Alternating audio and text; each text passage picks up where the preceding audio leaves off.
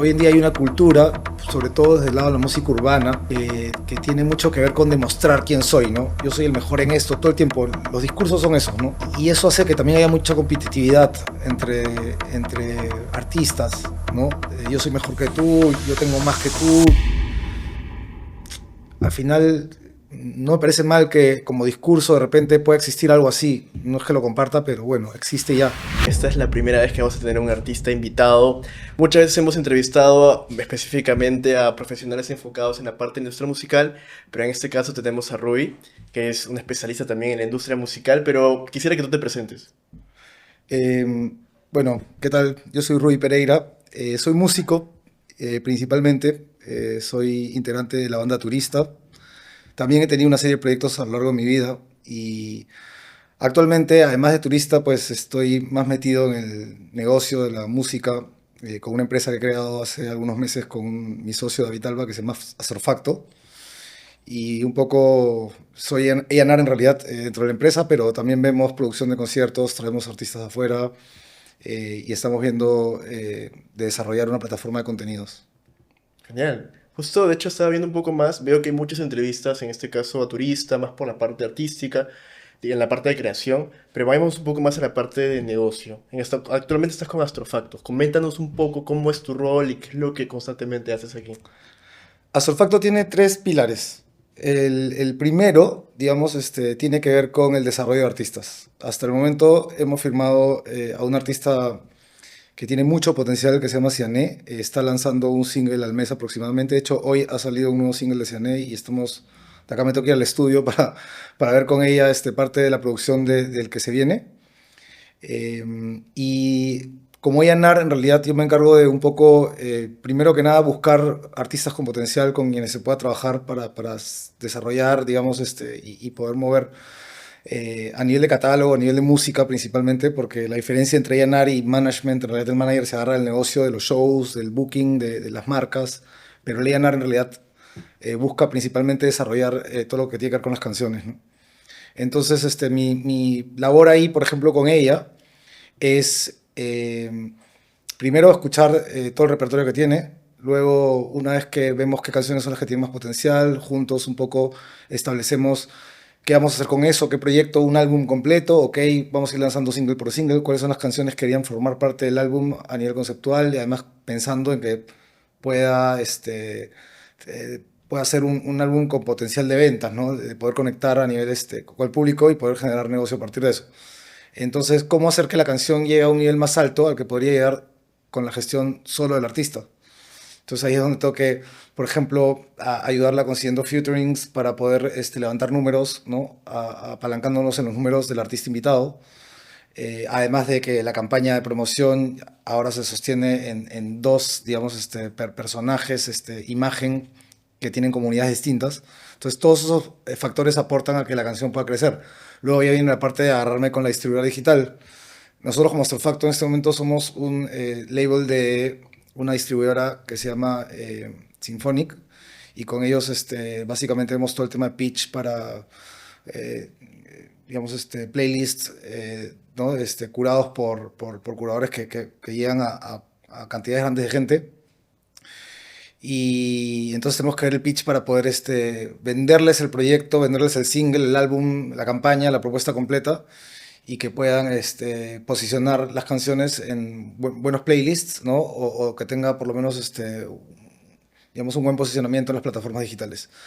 Después de eso ya viene la campaña, ¿no? Ahí es donde agarramos medios especializados, digitales, depende del caso también podemos agarrar medios tradicionales. Y la campaña es importante que tenga un concepto, que ese concepto pueda, digamos, mostrarse de diferentes maneras a través de las diferentes acciones, ya sea para medios como para, no sé, redes sociales, contenidos de TikTok, qué tipo de colaboraciones vamos a hacer también para los contenidos, eso también ayuda a amplificar la comunicación. Entonces son un montón de aspectos que hay que tomar en cuenta para hacer que las canciones crezcan y puedan tener un impacto mayor, tener más números y poder generar más dinero, ¿no? Entonces, en ese sentido, el deal es que el A&R o la agencia en este caso, o el sello en este caso, se queda con un porcentaje del negocio que puede generar este trabajo compartido, ¿no? Ujú. En base a toda tu experiencia que ya tienes con los artistas, ¿en qué sientes que fallan cuando empiezan? Bueno, yo creo que cada artista es un universo distinto y tratar de meter a todos en el mismo saco creo que no tiene sentido. Eh, pero sí hay errores comunes, ¿no?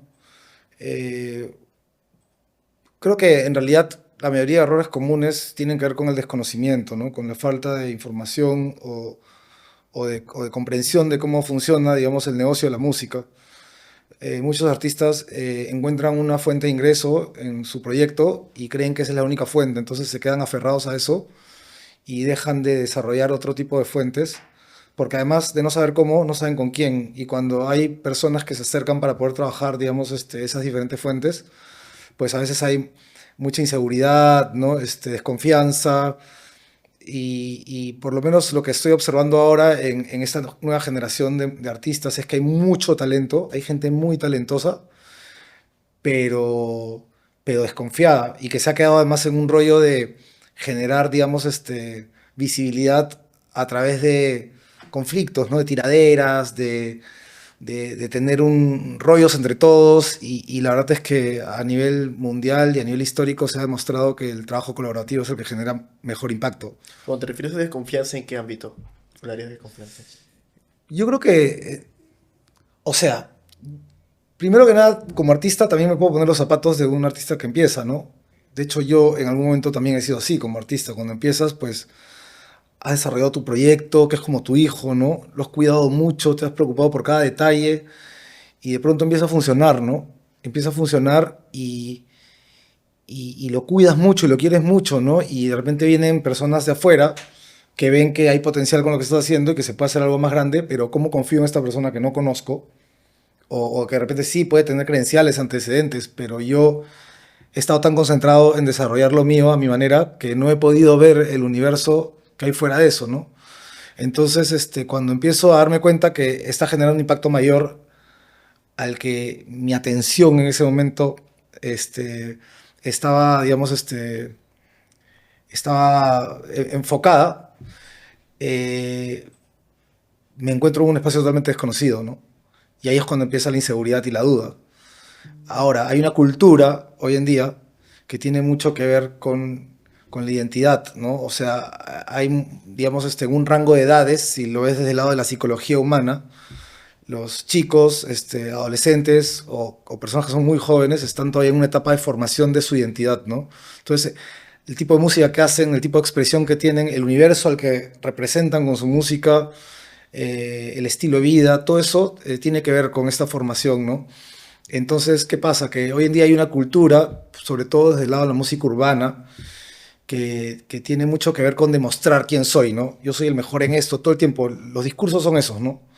Este, y eso hace que también haya mucha competitividad entre artistas, ¿no? Yo soy mejor que tú, yo tengo más que tú. Al final, no me parece mal que como discurso de repente pueda existir algo así. No es que lo comparta, pero bueno, existe ya. Pero cuando ese discurso Se llega a replica. afectar a la manera en la que se trabaja desde el lado profesional, entonces empiezan los problemas, porque lo único que logras con ese tipo de discurso en lo profesional es meterle cabe a tu trabajo todo el tiempo. Como que falta un poco más la parte de humildad, entonces.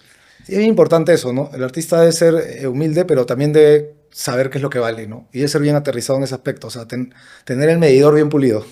Claro, porque creo que ahorita lo que acabas de comentar, ¿no? Que en la música urbana pasa constantemente eso.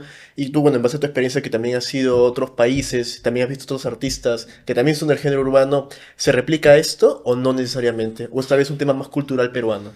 Mira, yo creo que a nivel Latinoamérica, Argentina, por ejemplo, es un país que se ha desarrollado muchísimo, es gigante, o sea, es gigante en el género, o sea, en el trap sobre todo, ¿no? O sea, estamos hablando de un género que llena estadios y, y todos los artistas trabajan de manera colaborativa, no hay conflictos, todos son súper profesionales, entienden cómo funciona el negocio y eso ha hecho que y los egos quedan de lado, ¿no? A la hora de la hora el artista demuestra su capacidad y su talento y su fortaleza a través de su trabajo y de su música, no a través de conflictos con terceros. Claro. Entonces, importante de repente observar cuál es el modelo para que los artistas que tienen de referentes, artistas internacionales que de repente han llegado a otro nivel, puedan observar cómo es que se trabaja, ¿no? Y a nivel Perú, ¿Qué artista has visto que posiblemente, o que está teniendo estas falencias, pero puede, sigamos, si quita estas falencias, puede llegar a posicionarse mejor? De manera objetiva, claro, ¿no? Es bien delicado decir nombres, la verdad, porque creo que cada persona, como lo dije al inicio, es un universo único y cada quien en verdad, o sea, yo no soy nadie para ir a decirle a cada uno, oye, sabes que tienes que hacer esto así o asá. O sea, al final cada quien es dueño de su propia verdad, ¿no? Pero sí puedo hablar en general que hay mucho talento. O sea, yo me he quedado sorprendido con esta nueva camada de artistas y lo que están haciendo está increíble. Pero sí hay crews, ¿no? Que están armados y los de este no trabajan con los de acá y este no trabaja con este. Entonces ese tipo de cosas, por lo menos en mi generación no fue así, ¿no? Yo vengo de un circuito en el que explotó la música indie, llamada indie, y la mayoría de artistas, pues, si bien eran competencia en un circuito tan pequeño como el de Perú, ¿no? En el que todos tienen que ahí lucharla por a ver quién agarra qué marca que pueda de repente darte algo de capital para poder trabajar o ganarte un cupo en un festival o ese tipo de cosas. A pesar de ese tipo de competencia, igual había mucha camaradería, mucho respeto y trabajo colaborativo, ¿no? Entonces, es un circuito que escaló, que escaló a poder tocar en festivales, a poder tener festivales, ¿no? En los que había 20.000 personas. Muchos de estos artistas terminaron compartiendo escenario con artistas internacionales, a nivel de estadio incluso, ¿no? O haciendo giras internacionales también, ganando públicos y nichos en diferentes países de la región, colaborando con artistas de otros países también.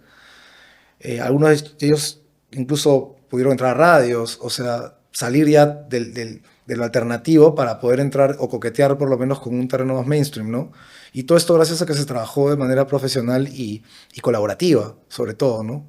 Porque es más poderoso, eh, de cara al negocio, hablar de una movida que hablar de un artista u otro artista o artistas individuales, ¿no? Claro. De hecho, sí, justo estás comentando sobre las movidas que empiezan a haber, ¿no? Y también sobre la popularidad que empieza a tener tal vez por ciertas temporadas. Por ejemplo, en un momento fue también el indie, un momento también fue, por ejemplo, más la parte del reggaetón actualmente, o bueno, también otros tipos de géneros musicales, ¿no? Pero eso llega a impactar específicamente en ciertas actitudes que también tenga cierto grupo. Por ejemplo, como tú me dijiste, la música urbana, en este caso, pero vayamos tal vez a otros géneros musicales como el rock o tal vez en este caso la salsa. A nivel de ese campo, ¿tú cómo ves a nivel de conciertos? ¿Sientes que hay una gran cantidad de movimiento a nivel de jóvenes? Yo creo que el rock ha entrado en una etapa como de semi-hibernación. O sea, no significa que haya desaparecido el rock. Existe, está latente. Hay artistas nuevos que son muy buenos haciendo rock. O sea, hace poco, por ejemplo, tuve la oportunidad de compartir algunas fechas en ferias con una banda que se llama Depos, que es muy buena. En Arequipa tienes a 380 que hacen un punk muy, muy irreverente, muy, muy generación Z. Y está muy bueno en realidad, ¿no? Y el rock está ahí todavía, ¿no? Como así muy Pero generación Z. siento que en general pues, son chiquillos, ¿no? Y obviamente su discurso es acorde a la generación a la que pertenecen. Y me parece súper bien eso, porque dentro del universo y dentro de la cultura de la generación Z han mantenido y han explotado esta irreverencia que me parece que es importante en la música, ¿no? Y en el arte en general. Entonces me parece una banda que está súper bien. Y a pesar de todo eso, trabajan de manera súper profesional. En realidad han podido trabajar con personas que los han ayudado a llegar a diferentes espacios a los que una banda, digamos, promedio, le cuesta mucho llegar. Entonces, están trabajando súper bien. Entonces, en la movida rock yo creo que hay mucho. O sea, ¿También hay esta desconfianza en la que tú me comentabas? no, yo siento que no. ¿Por qué? Porque forman parte de una movida que tiene más años de historia. Entonces, ya hay casos y hay referentes que han funcionado trabajando de una manera, digamos, funcional. Entonces, en el caso de la música urbana, y hubieran más referentes que han confiado, entonces eso daría como un buen linaje también a, digamos, a la Exacto, próxima solo generación. que si los hay son muy pocos y todavía creo que eh, le falta un poco más de historia a nivel de desarrollo industrial, ¿no? O empezar a observar los casos de otros géneros que han progresado de esa manera y poder no solamente encontrar un camino, sino además corregir de repente errores que se pueden haber cometido en el pasado con otras movidas, ¿no? Pero, por ejemplo, yo veo mucho en la industria argentina, en la industria musical argentina, que hay mucha combinación entre artistas de rock, artistas de reggaetón, artistas de indie y artistas de reggaetón. Hay mucha esa combinación. Aquí en Perú, a mi percepción, no he visto tanto esas combinaciones como que un artista de rock con un artista tal vez de cumbia. ¿A qué crees que se deba tanto eso? ¿O es una percepción que solamente es muy superficial? Yo creo que Perú es un país mucho más conservador que otros países de la región Latinoamérica, porque la región Andes igual tiene cierto grado de conservadurismo. La cabeza de la región a nivel de industria es Colombia, ¿Conservadurismo te pero refieres a que solamente hacen el propio género base, entre ellos el género base? sí hay mucho purismo, ¿no? Desde el lado musical, pero también es conservador en digamos, es un poco lento el proceso de recibir las tendencias globales y poder apropiarse de esas tendencias para poder explotarlas a nivel local. Hay una latencia siempre. Entonces esta latencia hace que, mientras que en otros países en este momento, digamos, hay una tendencia fuerte y que se está desarrollando y que genera negocio, aquí todavía estamos agarrados de lo que viene un poquito más atrás, ¿no? Tarde o temprano se cae y se llega a ese punto, al mismo punto de otros países, pero hay una latencia, definitivamente. Por ejemplo, un comportamiento que tengamos constante. Tendencias, por ejemplo, musicales, creativas, ¿no? O sea, la música también tiene tendencias. Y tú ves que en otros países empiezan a fusionar ciertos géneros y la cosa empieza a generar una movida fuerte y esos artistas explotan y generan negocio. Pero el peruano todavía no lo ve como una posibilidad de que exista algo así en Perú, porque si un artista hace algo así, pues como todos todavía tienen la expectativa y el ideal de lo que todavía está viviendo, que está un poquito hacia atrás en latencia, rechaza lo que todavía no visibiliza de manera correcta. Cuando ya de pronto llega en el momento que tiene que llegar esa tendencia, el peruano ya la abraza, ¿no? Y la hace suya. No se la cree entonces y ya es demasiado tarde cuando se la cree. Yo no sé si tiene que ver con algo de creérsela o no. Yo creo que tiene que ver simplemente con un tema cultural. eh, digamos que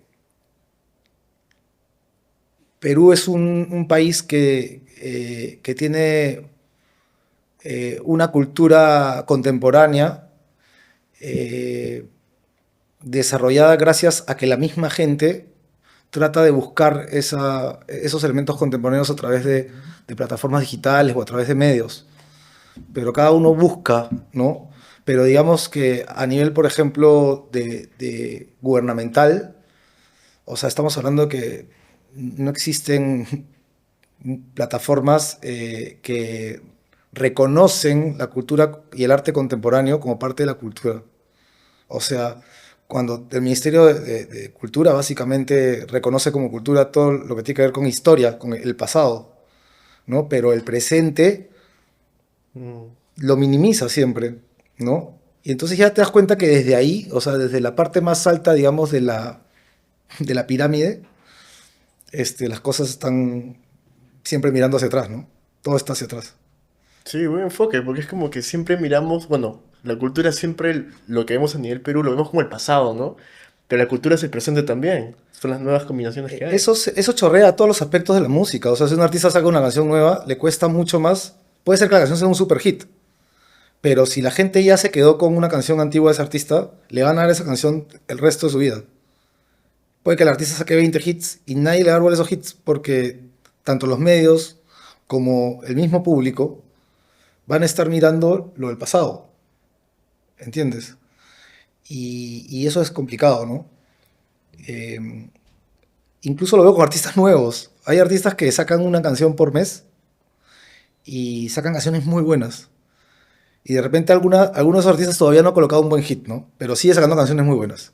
De repente saca un buen hit, ese hit impacta, la gente le encantó ese hit y después puede sacar otras canciones y de repente sacó otro hit fuerte o una canción que tiene potencial de hit, pero igual el público se va a quedar con el primero. ¿Eso solamente pasa en Perú o es a nivel más contextual Latinoamérica? No, yo creo que en otros países, ¿sabes qué pasa? Que en otros países existen, por ejemplo, sellos discográficos que forman parte de la gestión y de las campañas de los artistas. Entonces, al sumarse, tienen digamos, un aparato mucho más grande de poder posicionar una canción nueva rápidamente a nivel global o a nivel Latinoamérica, por lo menos, o en los países en los que está el mercado o el público de estos artistas, ¿no? Entonces, en México tienes un artista que a la mitad de su carrera es firmado por Warner, Sony, Universal, y cuando saca una canción que tiene potencial de hit, así sea una canción nueva y sea un nuevo hit, inmediatamente ya está en Perú ya se sabe que ese artista acaba de sacar ese hit. Ya se escucha esa canción. Me dejo entender. Ujú. Pero los sellos aquí en Perú, por lo menos los major labels, solo trabajan para promocionar artistas de afuera aquí. Ningún sello trabaja para promocionar a un artista de Perú afuera. O un artista de Perú en Perú. Entonces, a un artista peruano independiente le cuesta muchísimo dinero poder llegar a eso. Además de que tiene que luchar con un tema cultural que ya de por sí es una especie de problema o de traba, ¿no? ¿Cómo hiciste tú en este cambio como con turista? ¿Cómo hicieron ustedes? Ha sido un dolor de cabeza. Cuéntanos. Creo que todavía no lo logramos. O sea, creo que Explotar Contigo es la canción más reconocible de Turista y después de eso hemos sacado canciones que tienen potencial de ser una canción muy pegajosa, muy actual, con un sonido mucho más actual que Explotar Contigo y que se alinea perfectamente a los estándares, digamos, ¿no? de propuestas globales. Pero en lo que se refiere a la comunidad de la banda, que son los fans, digamos, más cercanos, los que sí escuchan todas las canciones, los que van a todos los conciertos, pues sí, esas canciones, digamos, conectan más rápido, ¿no? En menos tiempo. Pero con todo el espectro que existe alrededor, que es un espectro muy amplio, de gente que conoce a Turista, pero que no necesariamente sigue a Turista, llegar a ese espectro es bien complicado, porque justamente en ese espectro es donde está el público más conservador y que culturalmente se queda con lo que ya conoce y no quiere más. Es como una especie de zona de confort, ¿no? Sí, bueno, entiendo.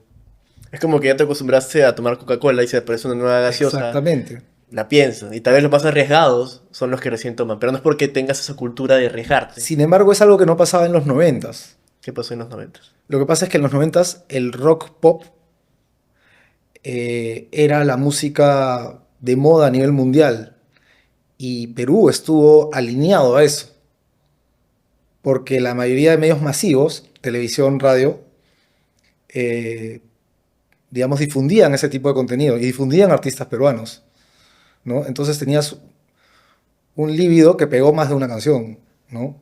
Y que o un Pedro Suárez que cada single que sacaba lo pegaba. Y cada single que sacaba lo presentaba en todos los medios de televisión y sonaba en todas las radios, ¿no? En esa época esos eran los medios masivos. Ahora es más complicado, ¿no? Porque ahora, por ejemplo, si bien existen medios especializados, ¿no? Y existen plataformas de reproducción como Spotify, etcétera, eh, claro, tú sacas una canción con un sonido actual y la canción apuntando a que pegue, a que funcione, ¿no? Como parte de la cultura actual, pero de repente, no sé, en TikTok alguien subió una canción tuya de hace 10 años y la canción pegó en TikTok y se volvió viral y ahora esa es la canción que te representa.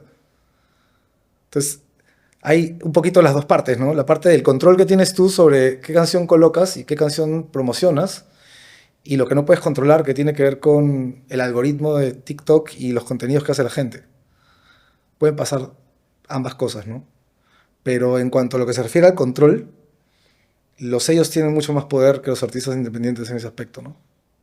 De hecho, justo hay un tema con eso, y es que también es justo conversando con el ex director de marketing, bueno, el ex gerente de marketing de Sony Music, el señor Gonzalo Calmet.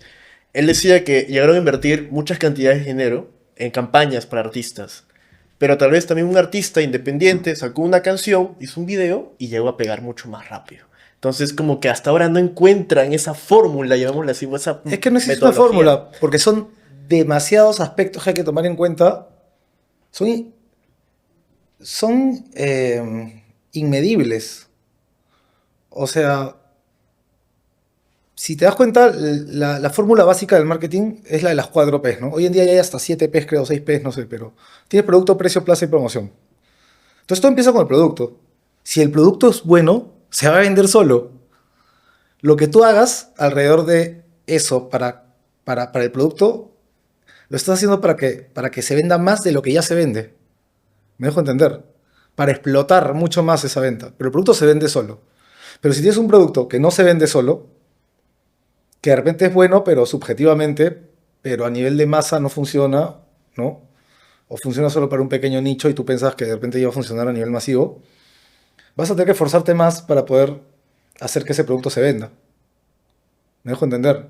Como, por ejemplo, hay unos artistas que siempre tienen esto, ¿no? O hacen música para todo el mundo, o hacen música para un nicho. Y es como que siempre tienen esta disyuntiva entre, ok, o hago, llamémoslo así, lo más popular que podría ser reggaetón, que creo que ahora ya no es tan popular, o hago música de nicho. ¿Tú qué crees? Depende O del... lo que te nazca. Es que depende, al final eso depende de la naturaleza del artista, ¿no? Porque al final lo que se vende es arte, pero a la hora de crear, eso es lo que siempre digo, ¿no? A la hora de crear, a la hora de ser artista, hay que ser el mejor artista, hay que ser genuino, hay que perderte en la locura, ¿no? Tienes que perderte en tu locura como artista y llegar al máximo nivel al que puedas llegar con tu arte.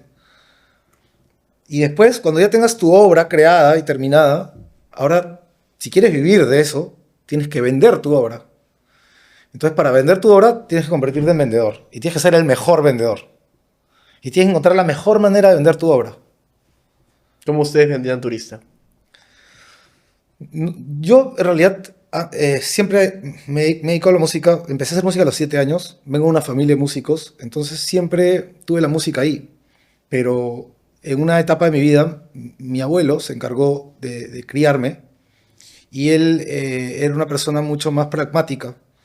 Y él quería que yo estudie una carrera. Y a pesar de que yo quería estudiar música, porque lo mío era la música, él sentía que la música, por un tema generacional, por un tema cultural, ¿no? Y por experiencias también que tenían que ver con mi propia familia, me dijo, no, tú de la música no vas a poder vivir, ¿no? La típica que ocurría antes. Ahora los nuevos padres, pues, más bien incentivan a los chicos a que sean los mejores artistas para que puedan, digamos, también tener solvencia económica haciendo arte, ¿no? Pero, digamos, en la generación de mi abuelo era así. Entonces me dijo, tienes que estudiar otra cosa. Entonces yo trataba de sacarle la vuelta. ¿A qué puedo estudiar? ¿No?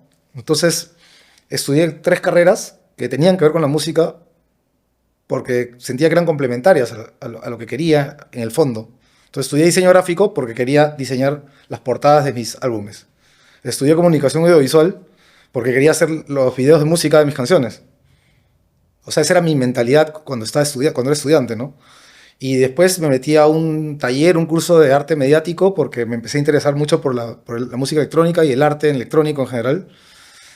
Y sentía que además era complementario a la música, pues, ¿no? El tema del DJing, el tema de la programación, o sea, yo ya estaba por ese lado, ¿no?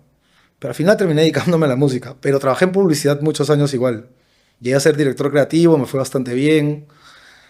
Y como director creativo, no solamente desarrollé, digamos, todos los skills y el expertise y la experiencia con relación a la publicidad, sino que también pude ver el lado del marketing, que es el lado del cliente en la agencia de publicidad, ¿no?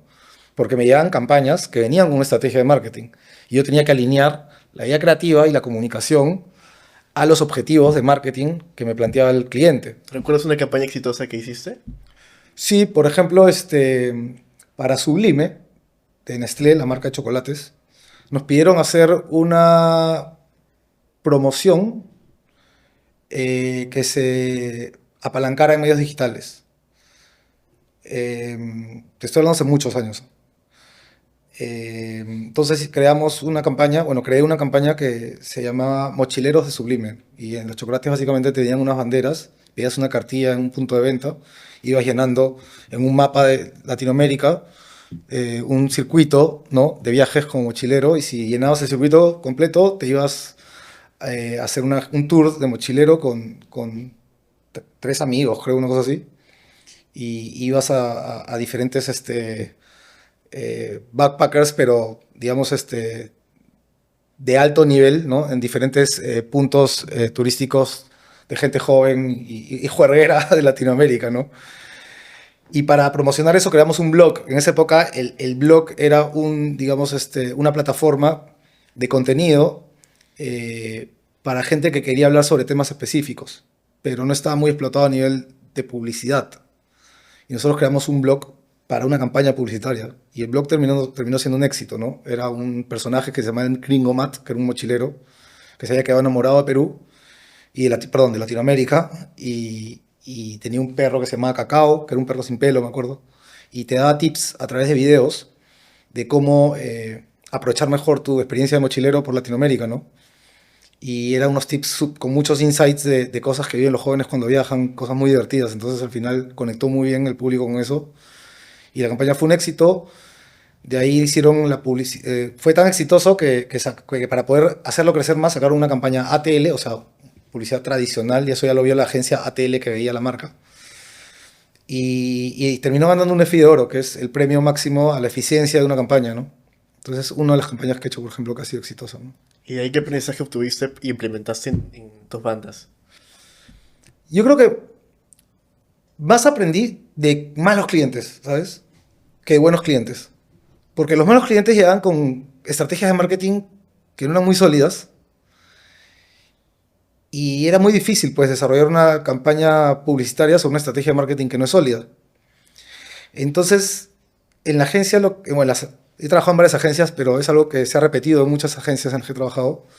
Muchas veces teníamos que con el ejecutivo de cuentas, con el equipo ahí, como que armarle la estrategia de marketing al cliente, ¿no? Y hacerle creer al cliente que era su propia estrategia, ¿no? Tú le vendías la idea. Le Claro, decías, esto te va a funcionar, exacto. más que te estoy diciendo. Entonces en ese proceso aprendí mucho sobre marketing, ¿no? Además que era uno de mis cursos favoritos cuando estudiaba comunicaciones, ¿no? Pero aprendí mucho. Y a la hora de la hora, cuando decidí renunciar a la publicidad al 100% y meterme a la música, entendí que tenía que aplicar todo ese aprendizaje en poder sacar adelante el proyecto.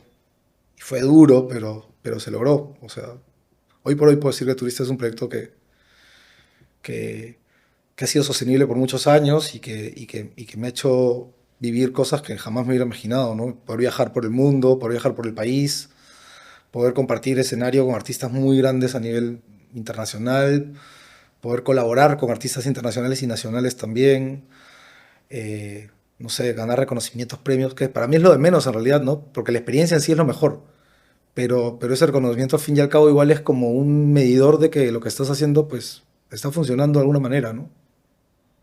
Claro. Y por ejemplo, siempre vemos en este caso que cuando ya llega un momento donde las marcas, bueno, las bandas o artistas empiezan a crecer y luego vienen las marcas, o tú empiezas también a tocar las puertas de las marcas. ¿Cómo es este modelo ya de monetización? Dices, ¿sabes qué? Y ahora sí yo tengo una comunidad, señor marca, esto es lo que hago. ¿Cómo es ese proceso? Cuando Turista empezó, nosotros somos, creo que uno de los pocos casos de banda o de artista que ha conectado con marcas desde el inicio, pero porque teníamos claro que la música que estábamos haciendo era una música de nicho, pero de un nicho de líderes de opinión. Pasa que antes de dedicarme a Turista yo tuve un blog que se llamaba Patea tu Radio. Y en este blog ponía entrevistas, notas, artículos, playlists, armaba contaba historias y todo relacionado al tipo de música que yo escuchaba en ese momento, que era el universo en el que encajaba perfectamente Turista, antes de que existiera Turista. Y me di cuenta que el público que seguía mi blog era un público que estaba conformado por artistas, músicos, fotógrafos, gente creativa, gente de agencias de publicidad, gente que está metido en el mundo de la moda, el modelaje. Era gente que había una efervescencia cultural ahí, ¿no? Y este grupo de gente, todos de una u otra manera, antes de que existiera el término influencer, para las marcas eran líderes de opinión. Entonces estos líderes de opinión estaban escuchando ese tipo de música. Entonces ahí es cuando aparece Turista, ¿no? Ya existían bandas como Autobús, ya existía Canacu y El Tigre, pero todas estaban trabajando de manera separada, ¿no? Y no se identificaban todavía como parte de un circuito indie o de un estilo de vida hipster, por así llamarlo, ¿no? Nosotros nos dimos cuenta de lo que estaba pasando y dijimos, ok, acá hay algo y cómo podemos hacer que las marcas trabajen con nosotros, porque no teníamos ni un sol para invertir en lo que estábamos haciendo. Pues bien simple, ellos utilizan a los líderes de opinión para poder llegar a los segmentos más populares, ¿no? Y nosotros somos la banda que escuchan los líderes de opinión.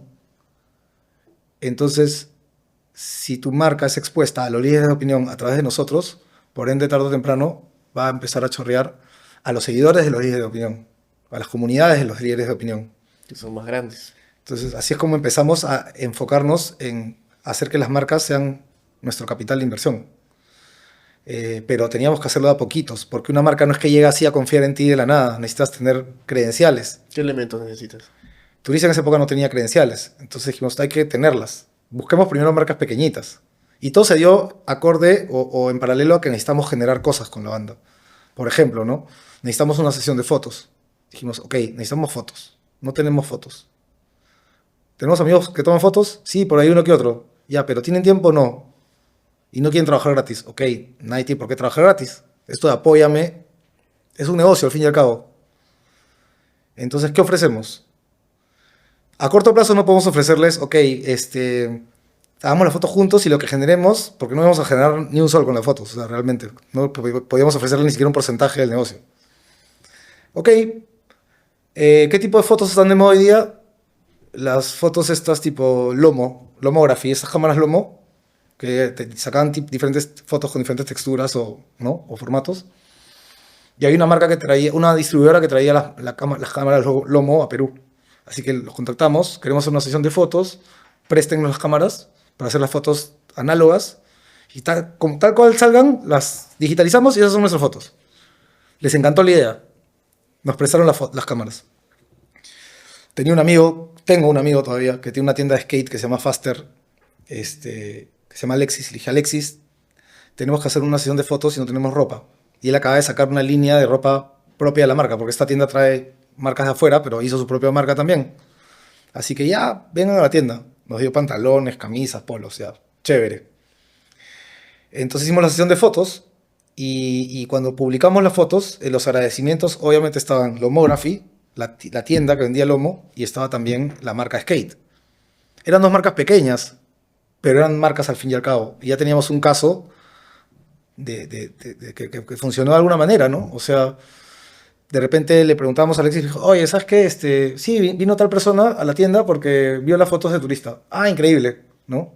Las trajo de ventas. O sea, claro, entonces vimos que funcionaba la cosa, ¿no? Porque llegamos justamente al público al que tenían que llegar estas dos marcas. Entonces es muy importante, ¿no? En realidad como artista saber también escoger qué marcas le puede dar tú también a ellos rentabilidad. Exacto. Y en qué momento estás, ¿no? Porque puede ser que en ese momento no le servíamos a una marca como, no sé, Huawei, pero años después sí le servimos y trabajamos con ellos, ¿no? Y así tuvimos nuestro primer caso. Luego, cuando hicimos el primer videoclip de Turista, nos invitaron a participar del Friendly Camp, que es una marca de audífonos que había venido a Perú que se llama Friends, que ya no existe. Y que ellos mezclaban un poco al público bohemio de Lima con el público de deportes extremos, surf, deportes skate, ¿no? Y fuimos a este camp a tocar. A mí me convocaron para armar, digamos, para hacer la curaduría de los artistas que iban a tocar en este campamento por mi blog, por Patea tu Radio. Y porque conocía a los dueños, a los que te habían traído la marca, de experiencia. A uno lo conocía porque hace muchos años atrás yo gané el Red Bull Music Academy en el 2004, o sea, te estoy hablando cuando era chibulazo. Y esta persona trabajaba en Red Bull, entonces me reconoció y me dijo, oye, he sido tu blog, me encanta, y me dijo, ¿no quieres encargarte de la curaduría para este campamento? Y le dije, ya, pero ¿puedo meter a mi banda? Y como él sabía que tenía, digamos, antecedentes como músico y confiaba en mi trabajo, porque él había trabajado en Red Bull, me dijo, claro, confío en ti.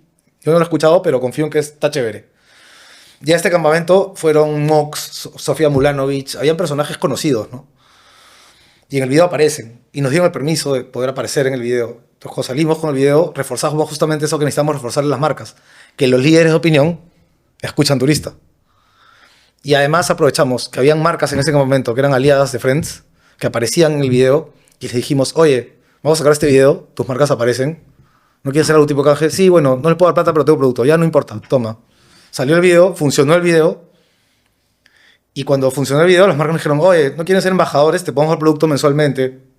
Todavía no tenemos plata, pero producto sí.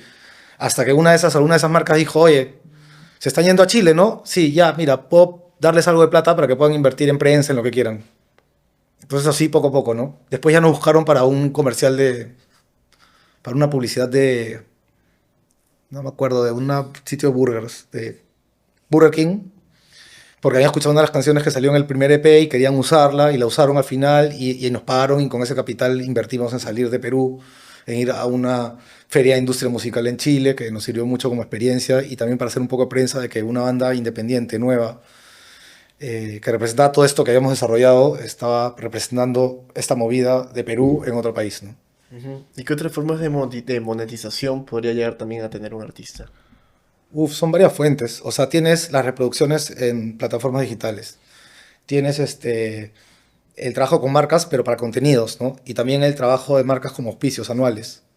Tienes el licensing de la música para publicidad, para televisión, para películas, para series, para videojuegos. Tienes también, por ejemplo, lo que generas con YouTube, ¿no? Las reproducciones de videos y de contenidos para YouTube.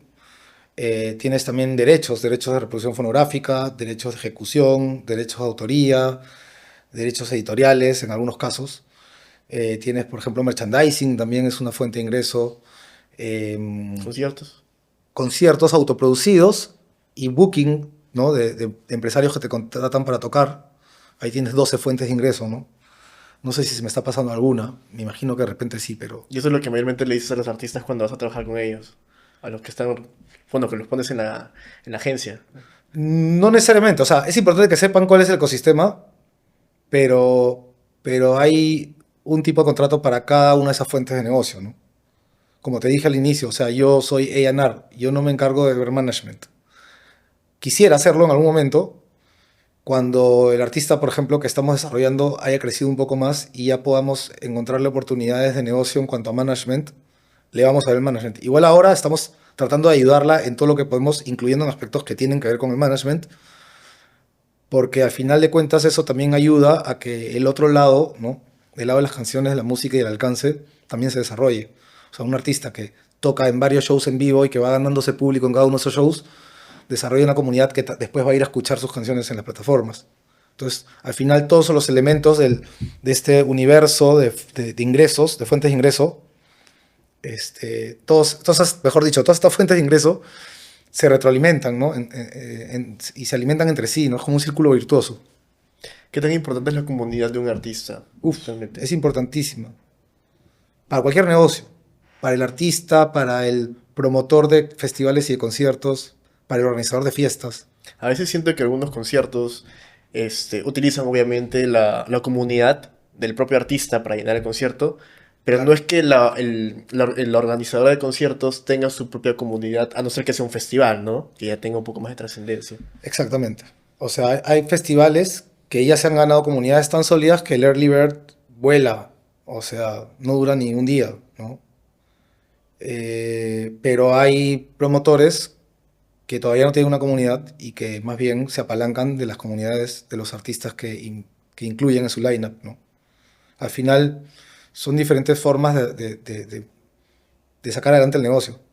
Claro, porque es un negocio igual, o sea, vender al artista, igualmente es para vender al artista, o sea, Claro, dependes de él 100%. claro. Porque lo que comúnmente veo mayormente pues es vender obviamente en base al artista. Hay muchos promotores ahora de conciertos, más que hace años, bueno, organizadores de eventos, y muchos más también veo en el campo de la cumbia. La cumbia es un universo maravilloso. ¿Qué es lo que más te gusta de ese mercado? La música. El estilo. Este, pero es alucinante, ¿no? Históricamente, y además la variedad de cumbia que existe en Perú, ¿no?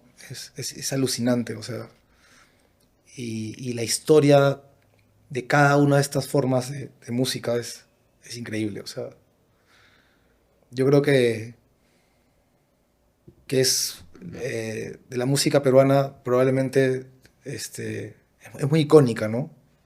Y ha tenido una trascendencia popular tan grande y tan fuerte que no importa si eres un rockero, no importa si eres urbano, si eres folclórico, ¿no? Si eres salsero, al final siempre vas a sonreír cuando te hablan de cumbia, ¿no? Cuando escuchas cumbia, o sea, la gente conecta con la cumbia.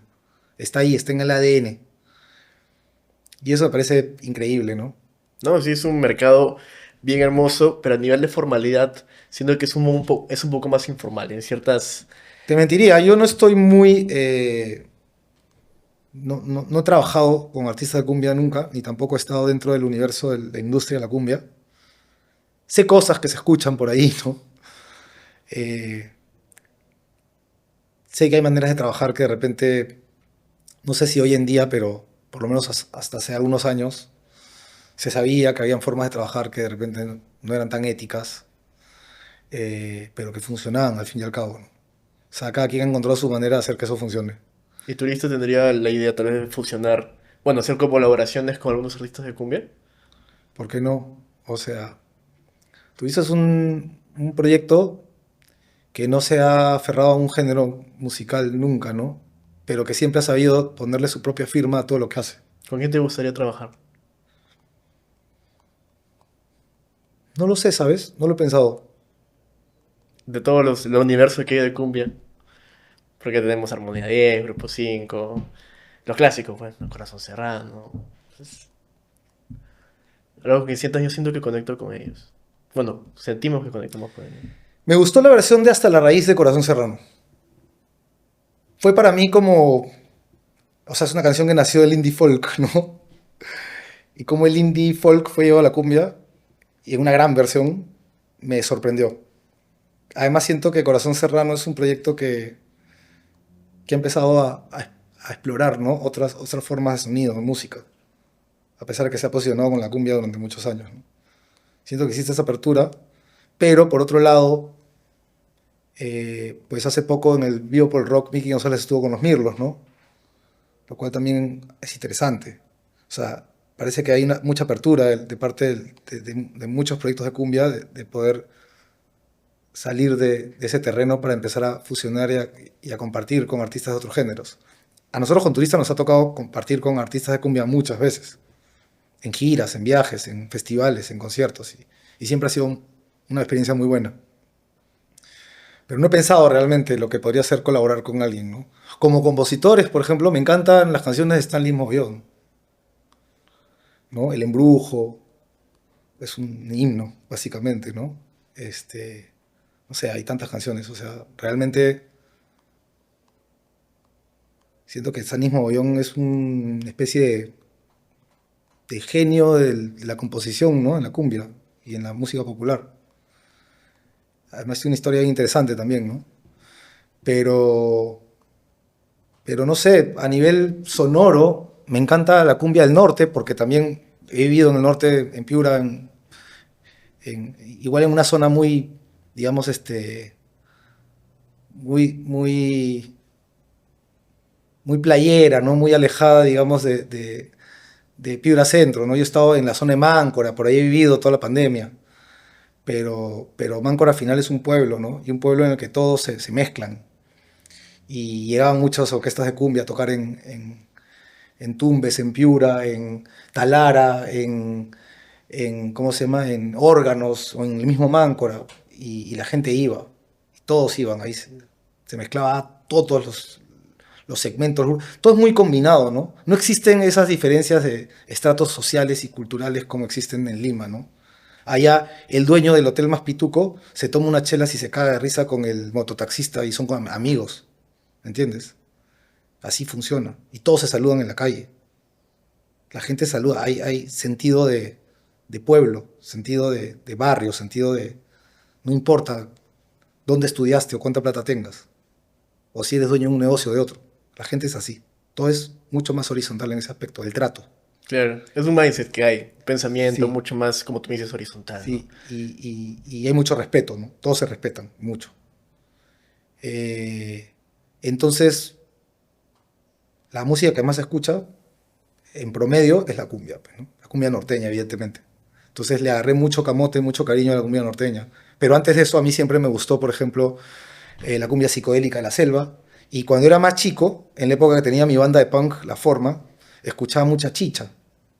Escuchaba Chacalón, escuchaba Vico y su grupo Caricia, no sé, me fascinaba. Me fascinaba la locura de la chicha, ¿no? Esta combinación tan rara, ¿no? De música andina con cumbia y con una guitarra con fustón así media rockera, ¿no?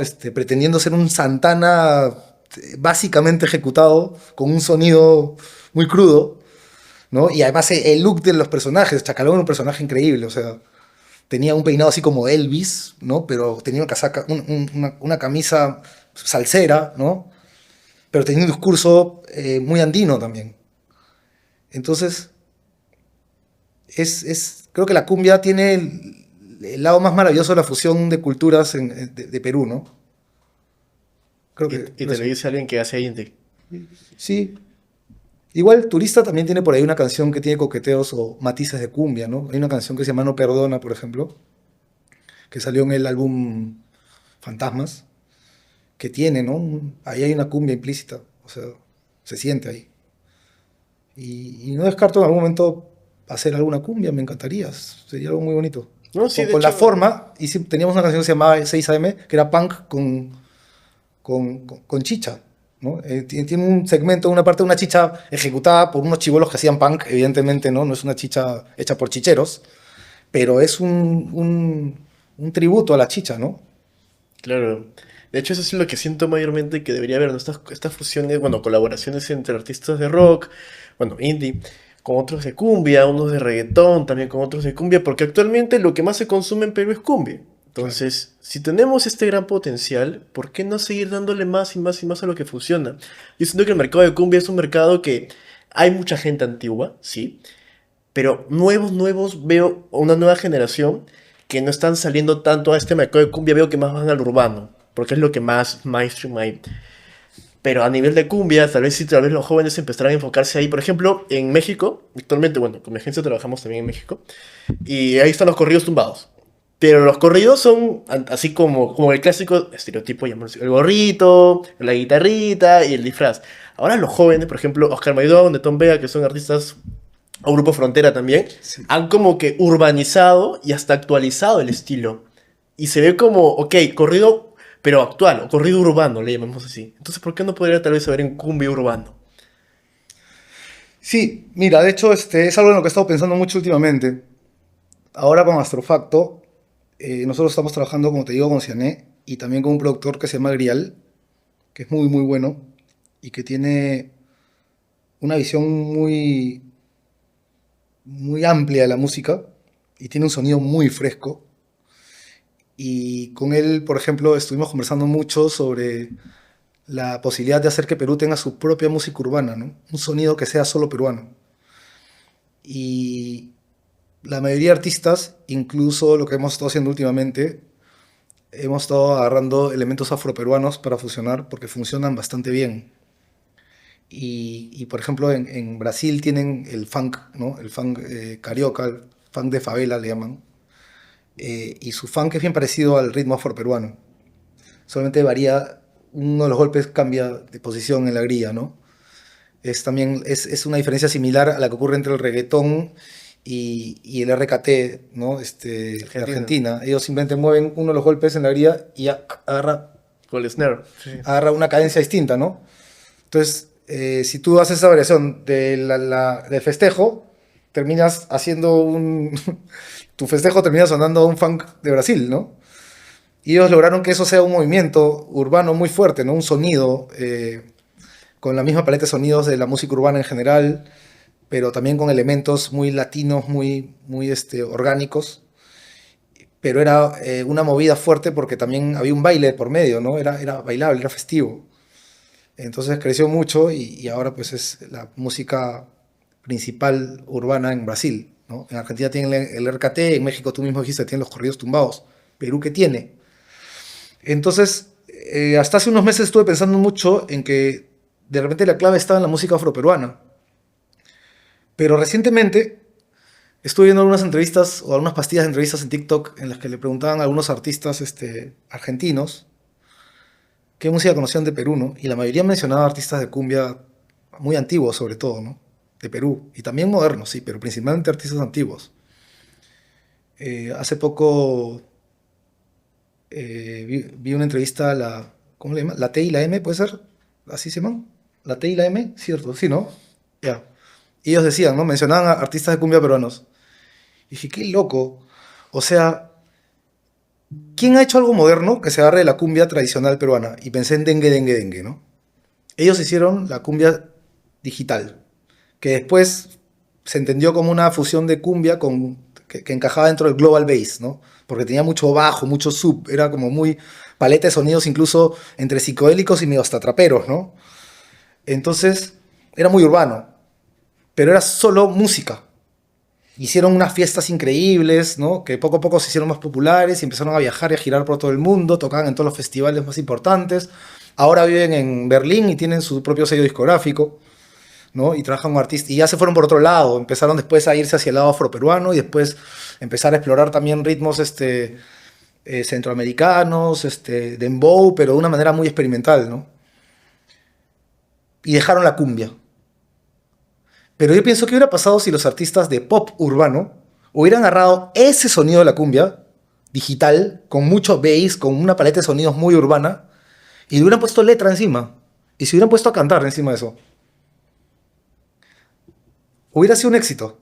Solamente un proyecto lo hizo. Se llamaba Elegante y el Imperial, de Danny M, productor DJ de los primeros y más importantes de la escena aquí. Este, pero bien con un perfil bien caleta él, ¿no? Él nunca ha sido una persona, digamos, que ha figurado entre los mainstreams, pero es muy talentoso, ¿no? Y él tenía este proyecto Elegante y el Imperial, que básicamente buscaba eso, pero que apareció en un momento en el que no encontró con quién, ¿no? Con quién hacer lo que estaba haciendo, ¿no? Eran ellos solos. Si hubiera habido una movida, o si hubieran sacado de repente un super hit que pegaba, o si el público hubiera estado preparado para eso, de repente no era el momento. Ahora, quién sabe, ¿no? Perú tendría su propio género urbano pop popular, ¿no? Creo que poco a poco se estará creando. Poco a poco el peruano dice, bueno, las nuevas generaciones se van dando cuenta. Como tú me dijiste, cada país tiene su representante. Por ejemplo, actualmente Colombia es reggaetón. La cuna del reggaetón es Colombia. Entonces, poco a poco, yo también siento que los jóvenes se están dando cuenta de, ok, ¿sabes qué? Puedo hacer algo diferente. Pero claro, si es que te gusta el rock, no hay ningún problema, está bien. Pero hazlo como a ti te gusta hacer, con tu identidad propia. Porque siento que eso es lo que nos va a hacer llegar a otros países. Y hasta ahora, no solamente en el cambio de la música, sino también en otras industrias. Gastón Acurio, Sí. capo, en el campo de gastronomía. Y tenemos muchos más ejemplos. Que en alguien de que es que estuvo en Berlín, creo, que es modas, en la parte de modas no me acuerdo el nombre del diseñador, pero es un buen diseñador de modas, que es de Perú, que está en Europa. O sea, hay mucho, digamos, potencial acá en Perú. Y siento que somos uno de los países, no, no es que siento, somos uno de los países más emprendedores, Sí. en realidad. Entonces, con muchos emprendedores también, obviamente, sabemos hacerlo. O sea, esto de tener reconocimiento internacional es complicado. Y hay muchas formas de lograrlo, por así decirlo, pero cada una de esas formas tiene una serie de dificultades, ¿no? Que hay que poder superar. Incluso para artistas que ya tienen mucho tiempo, es complicado igual. O sea, en el caso de Dengue, Dengue, Dengue, creo que ellos tuvieron la suerte de ser expuestos en una feria de industria musical de World Music muy grande a nivel mundial. Y en esa época el World Music estaba representado desde Perú por artistas como Susana Baca, por ejemplo, ¿no? Pero que igual dentro de todo tenían un sonido muy tradicional. Y estamos hablando de un mercado que quería trascender a una nueva generación.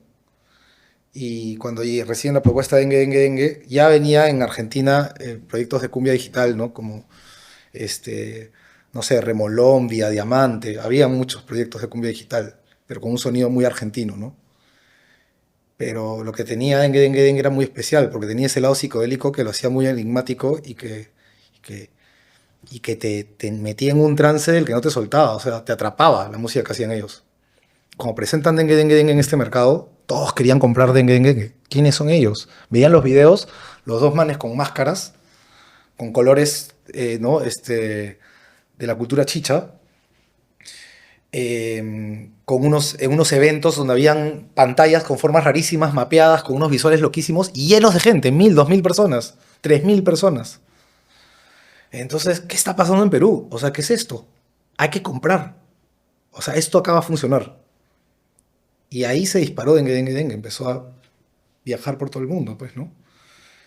Eh, y no sé, ya habían proyectos con los que se alineaba un poco lo que hacía Dengue, Dengue, Dengue, ¿no? Claro. A ellos los alineaban mucho, por ejemplo, con Bomba Estéreo, los alineaban con ese perfil de artistas, ¿no?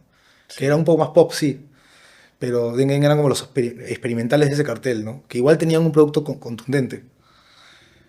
Pero ese es un caso, ¿no? Otros casos, hay artistas que han podido salir porque se han ido a vivir a otro país, como el caso de Jace. Jace logró tener un buen nivel aquí en Perú, pero ahora tiene un nivel mucho más grande. Y ese nivel, en parte, también se lo ha ganado por el trabajo que ha desarrollado desde Argentina, ¿no? A mí me tocó compartir una gira con él cuando mi actual socio era su manager. Y fue increíble la experiencia, ¿no? Él es un pata súper, súper chévere, ¿no? O sea, vibrazas. Y talentosísimo además, ¿no? Y sus músicos, unos genios todos, eran muy buenos y además nos hemos cagado de risa todo el viaje con ellos, ¿no? Súper buena vibra hubo.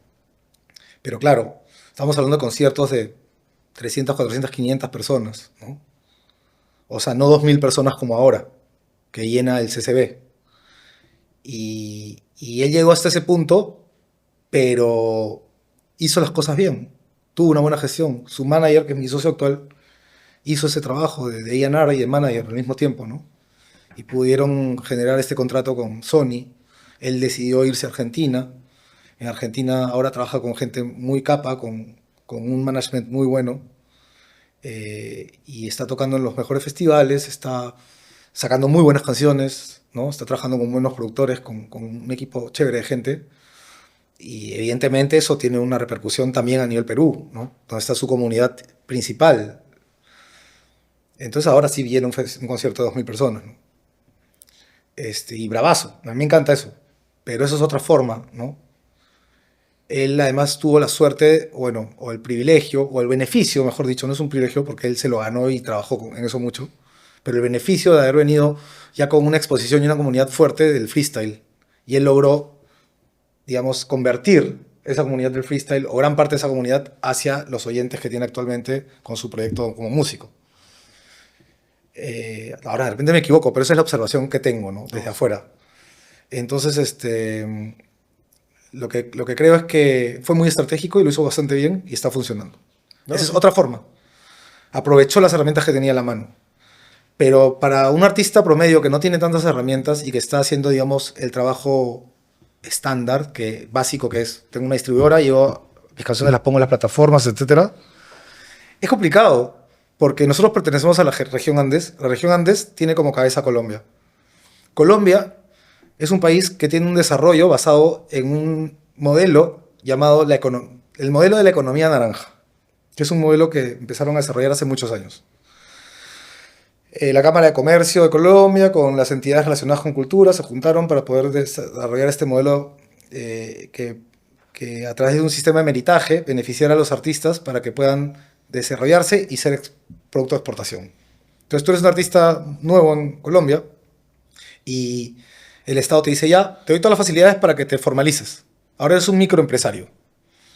Si tú de acá a acá, de esta fecha a un año o a 6 meses, logras estos objetivos, yo te voy a dar más herramientas. Ah, ya llegaste, bien, te doy estas herramientas. Te capacito acá, acá, te contacto con esto y ya. Ah, llegaste. Ahora, para el siguiente objetivo, te voy a dar estas herramientas. Toma, acá hay un capital de inversión, lo tienes que justificar de esta forma, le tienes que volver al Estado tanto. Perfecto. Y así sucesivamente hasta que llega un punto en el que te conectan ya con una red internacional, con un mercado internacional, entonces llegas como Colombia, el país de los exportadores de artistas, a este mercado en Estados Unidos, en México, en Argentina, donde sea, Entiendo por todos. y llegan a todo este equipo de gente, de artistas de Colombia y venden artistas colombianos, ¿no? Un montón. Además de que ya hay empresarios colombianos trabajando desde Miami, ¿no? Para diferentes mercados. Entonces, culturalmente, Colombia le da prioridad a sus artistas, ¿no? apuesta por la creatividad. Se dieron cuenta que la economía naranja es la economía que se basa en todas las industrias creativas, ya sea música, teatro, cine, danza, hasta la publicidad entra. Todo lo que tenga que ver con creatividad. Y se dieron cuenta, oye, mira, el humano consume creatividad todo el tiempo y paga por la creatividad. ¿Por qué no capitalizamos eso como país? En vez de estar pensando en explotar recursos, ¿no? Que al final pueden haber ideas cruzadas acá, pero, o sea, ¿qué es mejor, vender petróleo o vender canciones? ¿No? Capitalizaron y ahora es un país con un índice cultural muy fuerte, muy sólido. Perú siempre tiene desde las cabezas, digamos, ¿no? Que manejan el país y los empresarios grandes ven la industria creativa como la última rueda del coche. Y entonces los colombianos le dan prioridad a sus artistas en este contexto. Entonces, ¿qué pasa? Que Perú, al ser parte de la región Andes, cuando se trata de exposición, pensemos que las cabezas de Spotify están en Colombia, las cabezas de las distribuidoras están en Colombia, ¿no? Los artistas colombianos van a tener prioridad de cara a portadas de playlists, a ciertos beneficios, ¿no? Pero ojo, tampoco es gratuito. También se justifica, y principalmente seguramente se justifica, en el hecho de que para plataformas como Spotify, en Colombia se consume mucho más música a través de Spotify que en Perú. Entonces es más negocio para Spotify apostar por los artistas que se consumen en Colombia. Entonces hay varios aspectos ahí que dificultan que el artista peruano pueda salir de la región, ¿no? Eh, Puedes hacerlo colaborando con un artista de México, de España, de Argentina, sales de la región, sí, pero es complicado sacar 10 colaboraciones en un año con artistas solo de Argentina, me dejo entender, para poder ganarte ese mercado. Y además tienes que ir, y cada ida en etapa promocional y de posicionamiento cuesta, hasta que ya te das una comunidad de oyentes que ya puede pagar un ticket por ti y que probablemente haga que el viaje no te cueste y que se sostenga, ¿no? Entonces, esa es otra forma. Hay artistas que en vez de colaborar, empiezan a viajar a un país, empiezan a viajar a México, México, México, México, México. Gastan un culo de plata. A mí me ha pasado. Hasta que ya tienes una comunidad que empieza a pagar tu ticket. Entonces ya la vez número 7 ya no te cuesta, ¿no? Te pagan. O se paga solo el viaje. Y si tu comunidad sigue creciendo, y ahí es donde creo yo que convendría de repente empezar a hacerlo en las colaboraciones y ganarte más, ganar mercado ahí, ¿no? Hasta que ya sea rentable ir.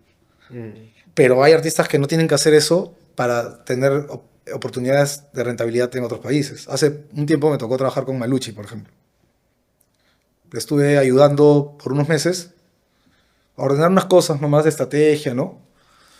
Y ahí estábamos viendo sus números y nos dimos cuenta que en Ciudad de México tiene... La mitad de sus oyentes están en Ciudad de México y la otra mitad en Lima. O sea, principalmente, ¿no? Entonces ella podría tranquilamente, para la cantidad de oyentes que tiene en Ciudad de México, hacer un show allá y que sea sostenible. Entonces ella no tiene que pagar por posicionarse allá. Ella está empezando desde otro punto de la escala, ¿no? Obviamente en este momento tiene otro tipo de estrategia allá. Por eso es que seguramente no lo ha hecho, pero son oportunidades que uno ve, ¿no? Claro. Y hay que saber observarlas, detectarlas y aprovecharlas. Muy buen análisis en base a todo lo que acabas de comentar sobre todos los países, en realidad, sobre las colaboraciones. De verdad me encantó, Rui. Y ahora ya finalizando esto, te quisiera hacer unas últimas preguntas. La primera sería, ¿qué consejo le darías a tu yo del pasado, de hace 10 años? ¿Qué consejo le darías? Que está empezando en la industria musical o moviéndose en la industria musical.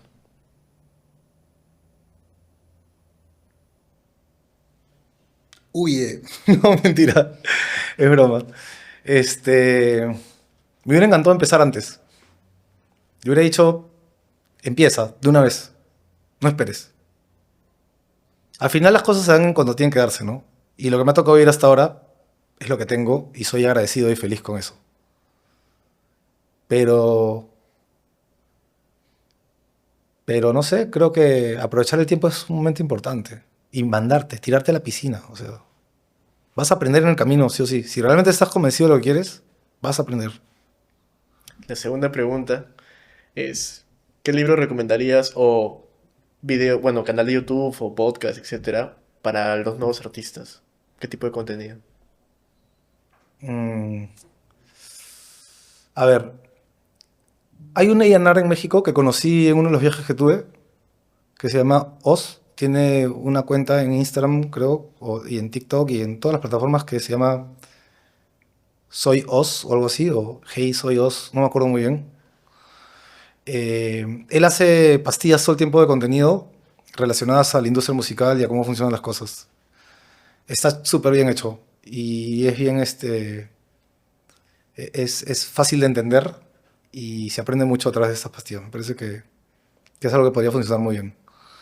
Y hay un libro de David Byrne, si no me equivoco, ¿es de él? Creo que sí, que se llama Ay, me olvidé el nombre. Es muy conocido. Es como una Biblia de la música. Se llama Da- Si no, normal, luego Sí, lo no me acuerdo el dices. nombre ahorita. Lo leí hace mucho tiempo. Me lo recomendó Nico Saba de Canal y el Tigre. Y por última pregunta Algo, sería, el no sé qué de la música o algo así. Habla sobre la funcionalidad de la música, ¿no? Y cómo esto influye en los espacios en los que se muestra la música, en la manera en la que la gente consume o usa la música. Es bien interesante, en verdad. y por último, ¿qué consejo le darías a los artistas actuales? Trabajen colaborativamente, sean profesionales ante todo, eh, y sean, como dije, ¿no? Los mejores artistas a la hora de hacer arte y los mejores vendedores a la hora de vender. Genial, muchas gracias.